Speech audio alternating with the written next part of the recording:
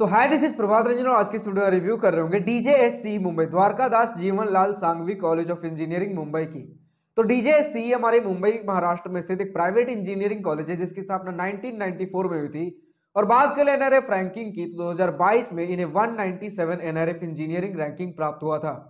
हर college review doctor आज की इस वीडियो में भी सबसे पहले इंटरनेट पर जितना भी डेटा अवेलेबल है like placements, admission process, cut off fee structure बहुत क्विकली डिस्कस करने के बाद आराम से इत्मीनान से college and hostel life discuss कर रहे होंगे। तो स्टार्ट कर ले प्लेसमेंट के साथ। तुम्हारे पास 2022 का प्लेसमेंट डेटा अवेलेबल है जो डीजेएससी ने एनआरएफ के पास सबमिट किया।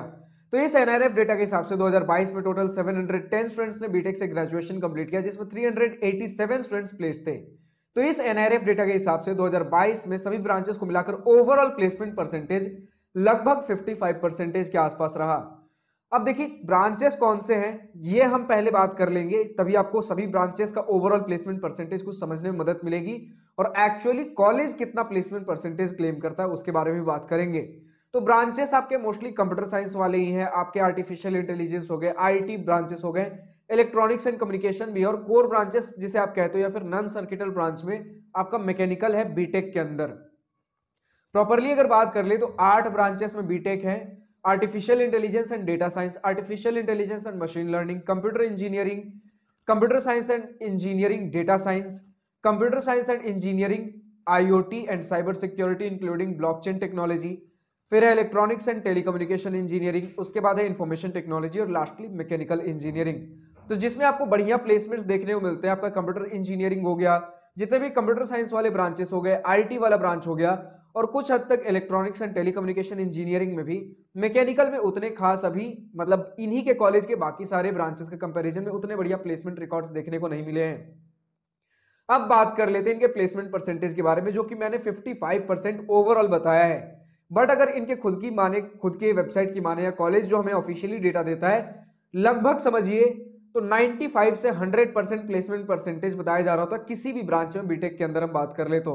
अब ऐसा क्यों हो रहा होता है? क्योंकि प्लेसमेंट परसेंटेज कैलकुलेट करने का तरीका अलग होता है। प्लेसमेंट परसेंटेज कैलकुलेट करने का तरीका होता है कितने स्टूडेंट्स प्लेस्ड थे अपॉन कितने स्टूडेंट्स ने प्लेसमेंट के लिए अप्लाई किया या फिर कितने भी स्टूडेंट्स प्लेसमेंट के लिए एलिजिबल थे।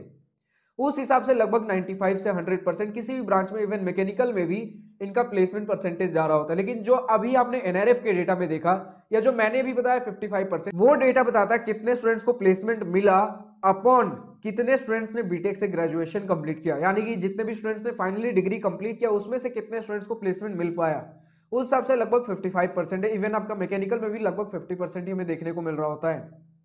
इसी प्रकार का हमारा कुछ प्लेसमेंट रिकॉर्ड है। अगर हम बात कर ले मीडियन सैलरी की तो 2022 में बताया जा रहा है आपका एनआरएफ रिपोर्ट के हिसाब से ओवरऑल 8.1 एलपीए के आसपास का हमारा मीडियन सैलरी है सभी ब्रांचेस को मिलाकर।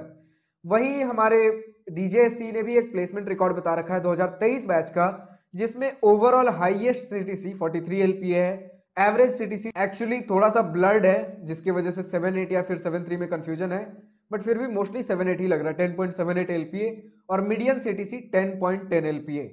तो ये सारे हमारे ओवरऑल डेटा है जो कि हमारा डीजेएससी ने ऑफिशियली बता रखा है 2023 बैच के लिए। प्लेसमेंट परसेंटेज वही इन्होंने 100% फिर से 95 से 100% के आसपास क्लेम कर रखा है किसी भी ब्रांच में। बट रियलिटी क्या है, मतलब एक्चुअल जो आप सोचते हो कि अगर मैं एडमिशन ले रहा हूं तो कितने स्टूडेंट्स को प्लेसमेंट मिलता होगा, उस हिसाब से भी मैंने बता दिया है। और अगर वहीं हम बात कर ले जो भी आप एवरेज सीटीसी, मीडियन सीटीसी देख रहे हो, ये मोस्टली आपके कंप्यूटर साइंस, आईटी जैसे ब्रांचेस में ही लग रहे होते हैं। वरना अगर मैकेनिकल में बात कर ले तो इससे थोड़ा सा कम ही आप लेकर चलिए, थोड़ा नहीं मतलब थोड़ा काफी कम ही लेकर चलिए तो ज्यादा बेटर रह रहा होगा, क्योंकि मैकेनिकल कोर ब्रांचेस में इतने बढ़िया प्लेसमेंट्स हमें आईआईटीज एनआईटीज में भी देखने को नहीं मिल रहे होते हैं।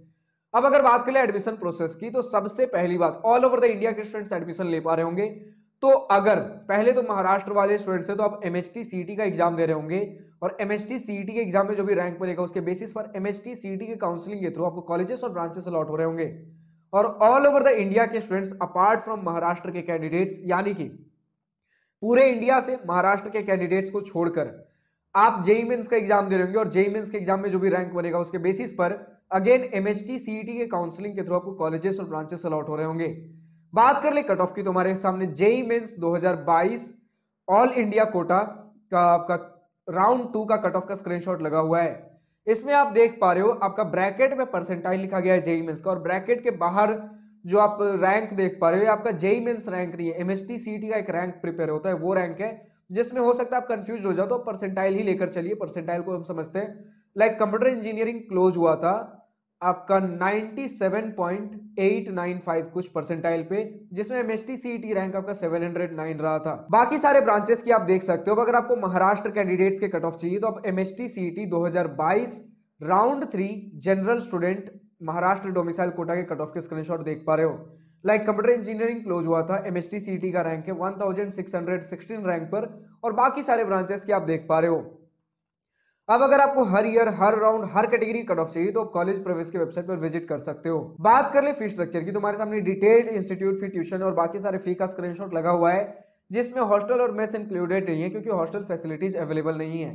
तो अगर इन्हीं फी स्ट्रक्चर की बात कर ले तो 4 साल का आपका बीटेक फी सभी फी स्ट्रक्चर को मिलाकर आपका लगभग 8 लाख के आसपास लग रहा होगा 4 साल के अंदर अंदर। तो फाइनली हम पहुंचते अपने college and hostel life most awaited topic के ऊपर। तो सबसे पहले इसी पॉइंट के साथ स्टार्ट करना चाहूंगा, हमारा डीजेएससी मुंबई महाराष्ट्र में 2.25 एकड़ के कैंपस एरिया में जस्ट रोड पे आप सिचुएटेड है। मतलब बहुत सारे इंस्टीट्यूट्स होते हैं रोड से, मतलब हाईवे बोल सकते हो, उनसे काफी अंदर होते हैं, काफी दूर होते हैं, क्योंकि एक बड़ा कैंपस एरिया अगर आपको चाहिए तो थोड़े से ऑफ साइड लोकेशन में जाना पड़ता है। इसका एक प्लस पॉइंट और होता है कि आपको एक शांत वातावरण मिल जा रहा होता है, एक पढ़ाई करने के लिए एक काम इन्वायरमेंट होता है।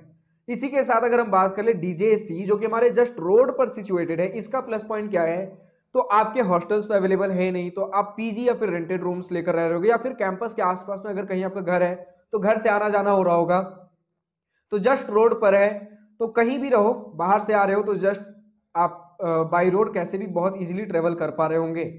अगर हम ये सारी चीजें बात कर ही रहे तो चलिए कनेक्टिविटी की बात कर लेते। तो नियरेस्ट रेलवे स्टेशन आपको 2 किलोमीटर दूर विले पार्ले रेलवे स्टेशन देखने को मिल रहा होगा। इसी के साथ 2.5 किलोमीटर दूर अंधेरी रेलवे स्टेशन है, 19 किलोमीटर दूर Mumbai central railway station, 25 kilometre दूर छत्रपति शिवाजी टर्मिनस, और नियरेस्ट एयरपोर्ट काफी नजदीक है, 4 किलोमीटर दूर छत्रपति शिवाजी महाराज इंटरनेशनल एयरपोर्ट मुंबई।